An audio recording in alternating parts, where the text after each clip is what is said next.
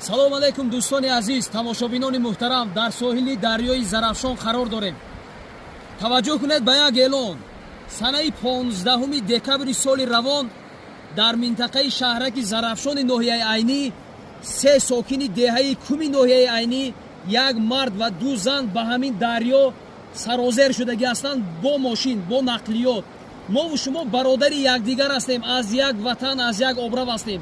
як гурӯҳ ҷавонмардони ҳамун деҳаҳову ҳамун ноҳия сарсону саргардон дар ҳамин атрофҳои мо гаштугузор доранд барои ёфтани ана ҳамон маитҳо.